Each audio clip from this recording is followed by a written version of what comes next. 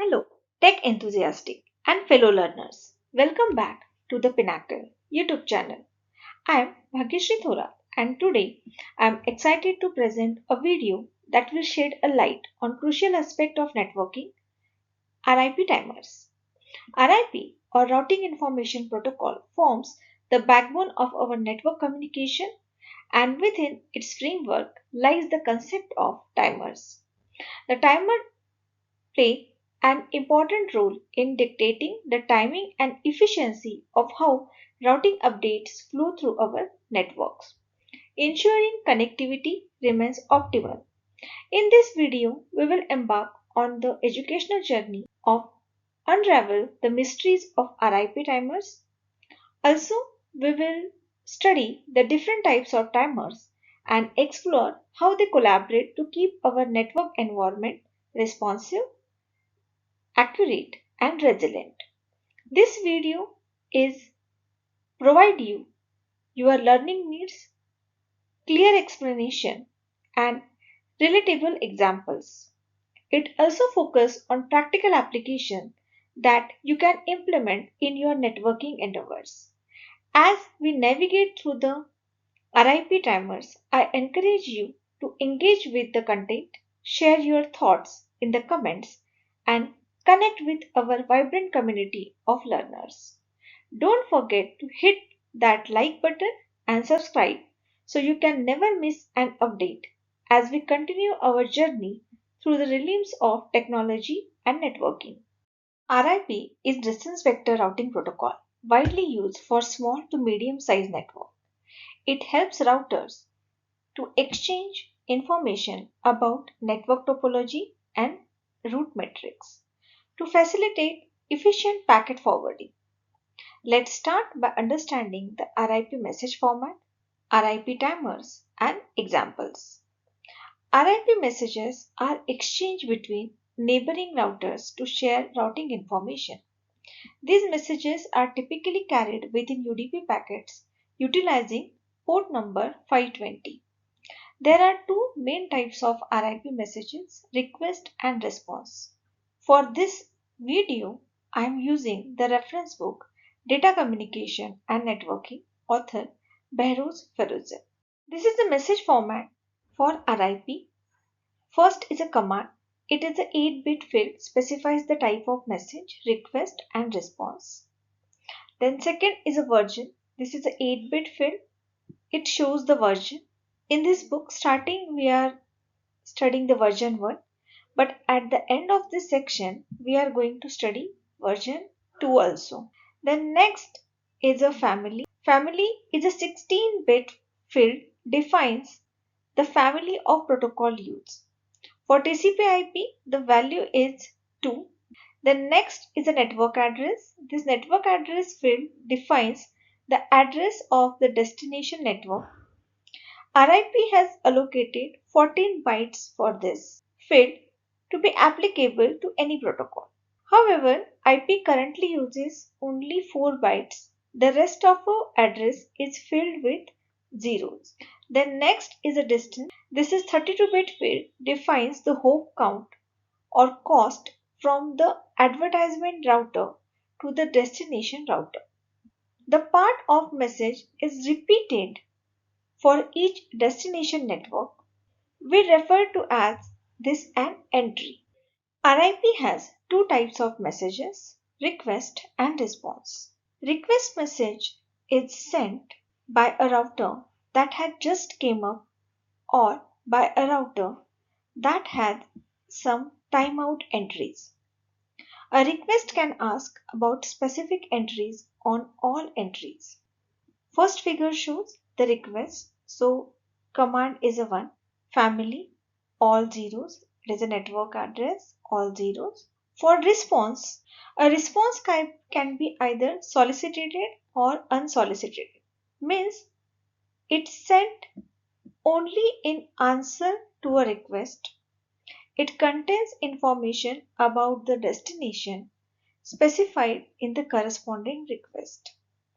This is solicited.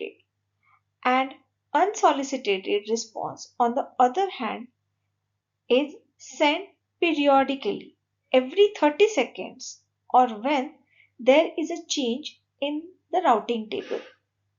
So always remember, response is sent 30 seconds or when there is a change in routing table. Response is sometimes called an update packet. That's why it is an updated packet. So B figure shows request for all. So request for all, the network address is all zeros and it is sent to entire network. So first example is, what is the periodic response sent by router R1 in figure 13.8, which is shown in the next slide. Assume R1 knows about the whole autonomous system. So this is your example first. It is autonomous network R1. It is having IP addresses 144.2.7.0. Okay, and it is known all autonomous system. So what is the solution? So R1, next router is R2 and next is R3. So for RIP we know that it is updated the entries of all neighbors. So R1 can advertise in three networks. It is a 144.2.7.0. Then this is the second router and this is the third. So this periodic response update packet is shown in figure. So this is the first, your IP address, all zeros, command is a 2 because it is a response. Okay, now it is a reserve, then all zeros. For second, IP address is change, and for third, IP address is change. So your network, first, second and third, three address it is going to response. Now next is a RIP timers. So RIP timers is a three type of a timer. Periodic, which is going to send or update till the time 25 to 35 seconds. Then expiration, it is having a timer 180 seconds, and garbage collection, it is having a timer 120 seconds. To confirm the validity of routing table, RIP uses timers to update routing table. RIP uses three timers to support its operation. So RIP timer controls the sending of messages, the expiration timer governs the validity of a router, and garbage collection timer advertises the failure of a route. So periodic timer, first it controls the advertising of regular update messages. Although the protocol specifies this timer must be set to 30 seconds, for working model uses a random number between 25 to 35 seconds. This is to prevent any possible synchronization and therefore overload on internet if routers update simultaneously. Each router has one periodic timer that is randomly set to a number between 25 and 35. So its countdown when 0 is reached, the update message is sent and timer is randomly set once again. Now second timer is an expiration timer. So expiration timer governs the validity of a route. When a router receives update information for a route, the expiration timer is set to 180 seconds for that particular route. Every time a new update for the router is received, then timer is reset. In normal situation, this occurs every 30 seconds. However, if there is a problem on internet and no update received within the allocated 180 seconds, the route is considered expired and hop count of the route is set to 16, which means the destination is unreachable. 16 is an infinite for network. Every route has its own expiration timer. Now third timer is a garbage collection timer.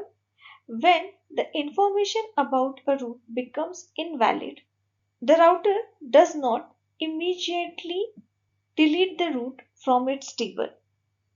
Instead, it continues to advertise the route with a metric value of 16. At the same time, a timer is called garbage collection timer.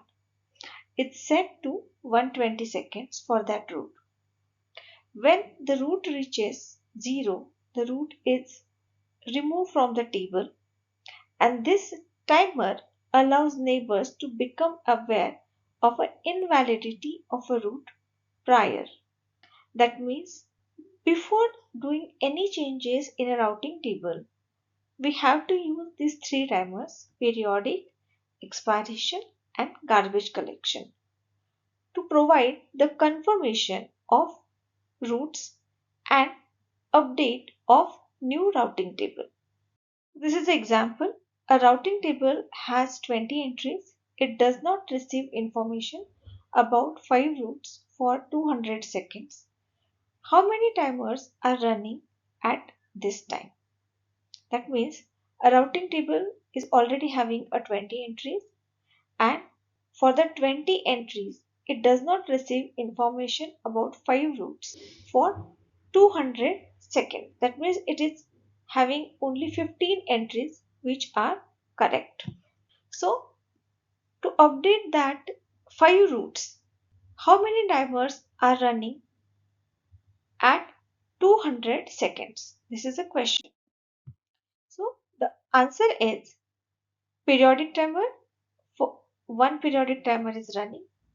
Then expiration timer 20 minus 5, 15 to update the information, and garbage collection timer are 5. So this is a answer. Again I repeat the answer. The periodic timer 1, then expiration because 15 routers has to be updated, that 5 routers are not working well, okay, or 5 nodes are working not well, and garbage collection timer 5. So conclusion: understanding the RIP message format and the role of a timer is essential for configuring and managing RIP based routing protocols. Then RIP simplicity and ease of configuration has made it popular choice for smaller network, but it's important to be aware of its limitation, such as slow conversions in larger network or complex networks. So thank you for your attention and feel free to ask any questions you may have. Don't forget to subscribe my channel for such informative video. Thank you.